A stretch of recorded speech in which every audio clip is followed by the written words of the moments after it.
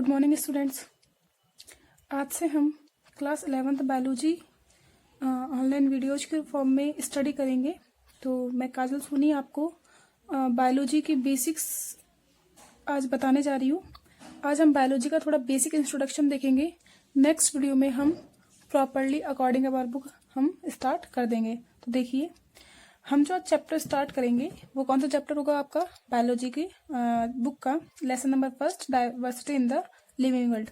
तो देखिए, सबसे पहले हम इसे स्टडी करने से पहले थोड़ा बायोलॉजी के बारे में देख लेते हैं कि बायोलॉजी क्या है, इसमें हम क्या स्टडी करेंगे और क्या इसके ब्रांचेज है। तो थोड़ा सा इनके बारे में आज हम देख लेते हैं। तो सबसे पहले बात करते हैं बायोलॉजी की। तो व्हाट इज बायोलॉजी? जो वर्ड है आपका बायोलॉजी, ये आपके दो वर्ड से बना हुआ है। एक तो है आपका bio and the second is logos. Bio से आपका मतलब होता है लिविंग ऑर्गेनिज्म, जितने भी लिविंग ऑर्गेनिज्म हैं वो किस में रखे गए हैं, बायो में। और लोगोस का मतलब होता है टू स्टडी। जिस भी वर्ड के पीछे लॉजी लग जाए उसका मतलब क्या हो जाएगा आपका, टू स्टडी। तो बायोलॉजी एक साइंस की आपकी ब्रांच है जिसमें हम किससे डील करेंगे, हम वेरियस टाइप की लाइफ फॉर्म के साथ डील करेंगे और उनके लाइफ प्रोसेस के बारे में स्टडी करेंगे। तो क्या हुआ biology? Biology is the branch of science, branch of science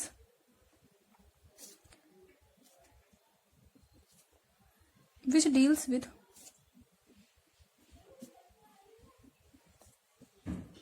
the study of various life forms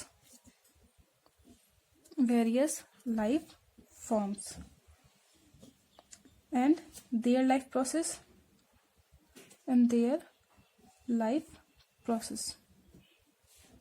तो देखिए, हमने बात की बायोलॉजी की। तो बायोलॉजी आपके दो वर्ड से बना हुआ है, बायो एंड लोगोस। बायो से मतलब क्या है, लिविंग ऑर्गेनिज्म। अब किन्हें हम लिविंग बोलेंगे और किन्हें हम नॉन लिविंग बोलेंगे, इसके बारे में आगे हम स्टडी करेंगे। तो और साथ ही साथ जितने भी लिविंग ऑर्गेनिज्म उनका क्या करेंगे, हम स्टडी करेंगे। तो क्या हुआ, biology is the branch of science which deals with the study of various life forms and their life process. अब देखिए, ये जो बायोलॉजी है, इस बायोलॉजी में मेनली हम 2 ब्रांचेज को इंक्लूड करते हैं। ऐसे तो बायोलॉजी में मोर देन 50 ब्रांचेज होती है, लेकिन हम मेजर ब्रांच की बात करते हैं। तो बायोलॉजी में हमारे पास 2 मेजर ब्रांचेज होती है, जिसमें एक तो है हमारे पास zoology and the second is botany. Zoology में हम एनिमल्स की स्टडी करते हैं। जूलॉजी में किसकी स्टडी करेंगे, एनिमल्स की। और बॉटनी में हम स्टडी करते हैं प्लांट्स की।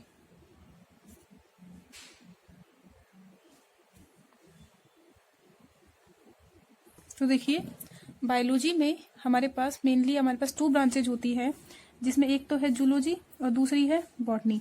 अगर हम अदर ब्रांचेज की बात करें तो जैसे कि हमने बात की माइक्रोबायोलॉजी,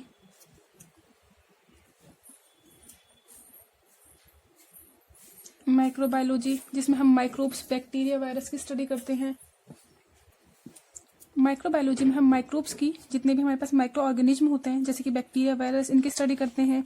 फिर जैसे हमारे पास है जेनेटिक्स में हम जीन्स के बारे में, हम डीएनए के बारे में स्टडी करेंगे, कैसे कैरेक्टर एक जनरेशन से दूसरी जनरेशन में जानते हैं। यहाँ पे हम फादर ऑफ जेनेटिक्स किसको कहते हैं, मेंडल को। और जेनेटिक्स के बारे में आप बेसिक जानते ही हैं, हम पहले जेनेटिक्स पढ़ के आए हुए होते हैं। सेल के बारे में जो स्टडी करनी होती है वो सेल बायोलॉजी में हम करते हैं, जिसे साइटोलॉजी भी कहते हैं। इसी के साथ जैसे मार्फोलॉजी में हम एनिमल्स की या प्लांट की आउटर स्ट्रक्चर को देखते हैं। जबकि हम बात करते हैं एनाटॉमी की, तो ये भी आपकी बायोलॉजी की ब्रांच है, जिसमें हम इंटरनल स्ट्रक्चर की बात करते हैं। इसी में हमारे पास आती है हिस्टोलॉजी। हिस्टोलॉजी में हम टिश्यू की स्टडी करते हैं। फिर हम बात करते हैं इकोलॉजी में एनवायरमेंट, और एनवायरमेंट का ह्यूमंस पे या ऑर्गेनिज्म पे क्या इफेक्ट होता है, इसके बारे में स्टडी करते हैं। तो ऐसे हमारे पास मोर देन 50 ब्रांचेज होती है, जिनके बारे में धीरे धीरे हम पढ़ते जाएंगे और जानते जाएंगे।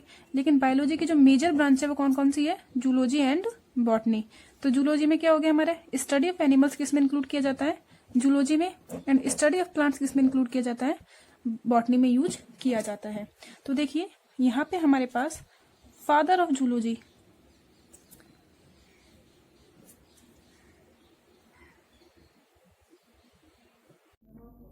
तो देखिए father of biology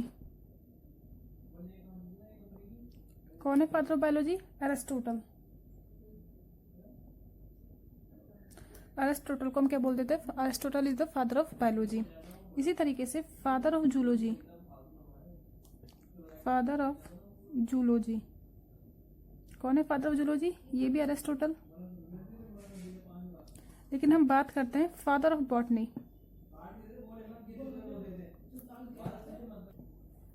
father of botany,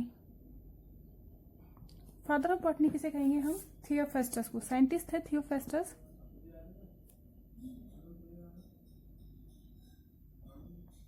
Theophrastus को क्या बोलते थे हम? Father of botany. तो देखा हमने कि फादर ऑफ बायोलॉजी कौन है? एरिस्टोटल। और फादर ऑफ जूलॉजी भी कौन है? एरिस्टोटल। लेकिन फादर ऑफ बॉटनी कौन है? थियोफेस्टस। थियोफेस्टस हमारे एक साइंटिस्ट हैं जो कि क्या है? आपके फादर ऑफ बॉटनी कही जाते हैं।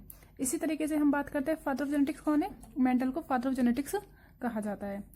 अब देखिए हमने कहा कि बायोलॉजी में हम लिविंग ऑर्गेनिज्म के बारे में स्टडी करते हैं। बायोलॉजी में क्या करेंगे कि लिविंग ऑर्गेनिज्म के बारे में स्टडी करेंगे, यानी कि ऐसे ऑर्गेनिज्म जिसमें लाइफ प्रेजेंट होती है। अब व्हाट इज लाइफ और व्हाट इज लिविंग ऑर्गेनिज्म, इनके बारे में हम बात करते हैं। तो देखते हैं अब हम किसके बारे में देखेंगे? अब हम लाइफ के बारे में कि व्हाट इज लाइफ। देखिए life is a complex organisation of ions. क्या है? Life is a complex and unique organisation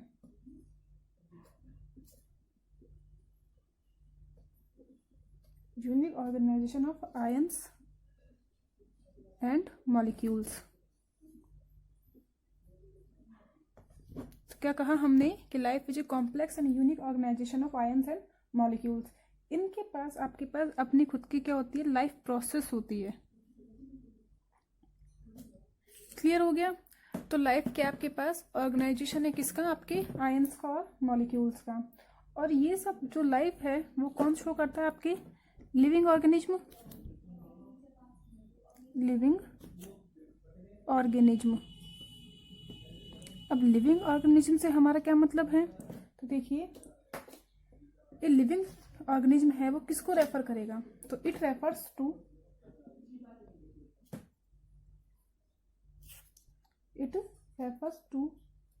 the characteristic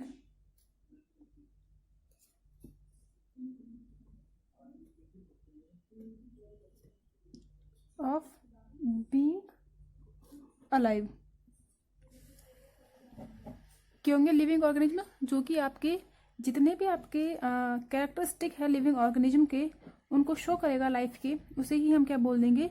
living organism कह देते हैं। जैसे कि हम बात करते हैं कि क्या क्या कैरेक्टरिस्टिक है किसके? आपके लिविंग ऑर्गेनिज्म के। तो देखिए कैरेक्टरिस्टिक,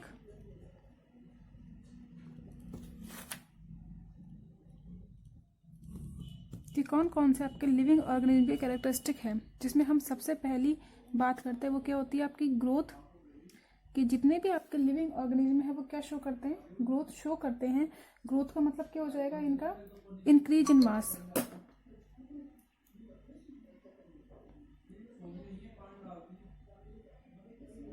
इंक्रीज इन मास, कि जो भी वेट होगा ऑर्गेनिज्म का उसमें क्या होगा? इंक्रीज होगा।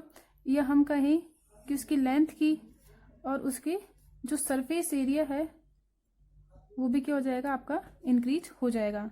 तो इसे ही हम क्या बोल देंगे? ग्रोथ। सेकंड हम बात करते हैं कि जो भी लिविंग ऑर्गेनिज्म होगा उसकी अपनी डिफाइन क्या होगी? शेप एंड साइज होगी। उसकी खुद की अपनी क्या होगी? शेप एंड साइज को वो रखेगा। जो थर्ड कैरेक्टरिस्टिक है वो क्या है इसमें? ऑर्गेनाइजेशन। कि हमारे पास जो लिविंग सेल्स हैं या जो लिविंग ऑर्गेनिज्म है, इनका ऑर्गेनाइजेशन किसका बना होता है? सेल से। ये सेल आपस में मिलकर क्या बनाएंगी? टिश्यू बनाएंगी। ये टिश्यू बनाएगा सिस्टम।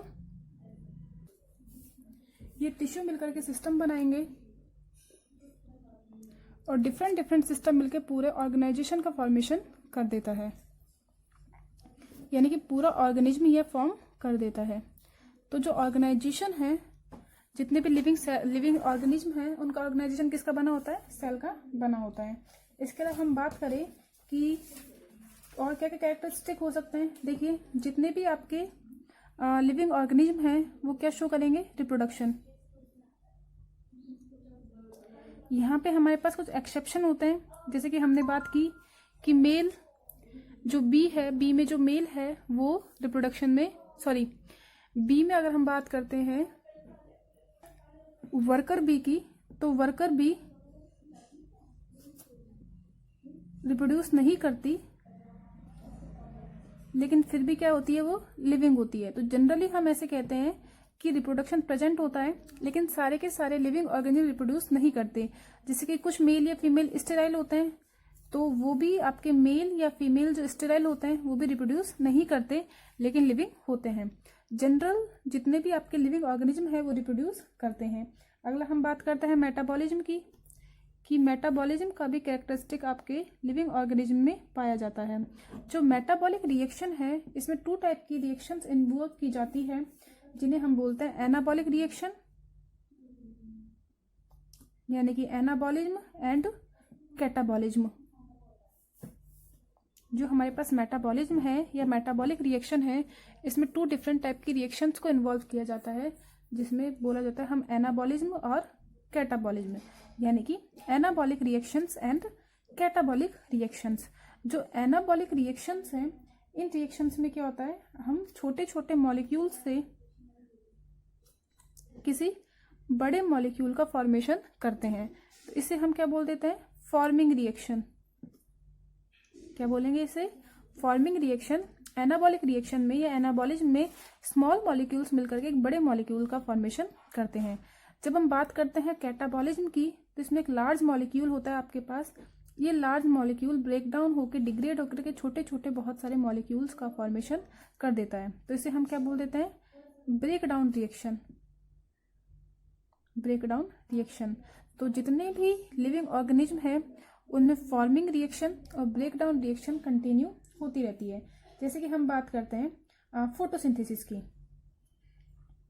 अगर हम बात करें फोटोसिंथेसिस की, तो फोटोसिंथेसिस में क्या हो जाएगा? देखिए कि जो प्लांट्स है, कौन से plants? Green plants. Green plants carbon dioxide and water molecule को यूज करके फूड का फॉर्मेशन करते हैं।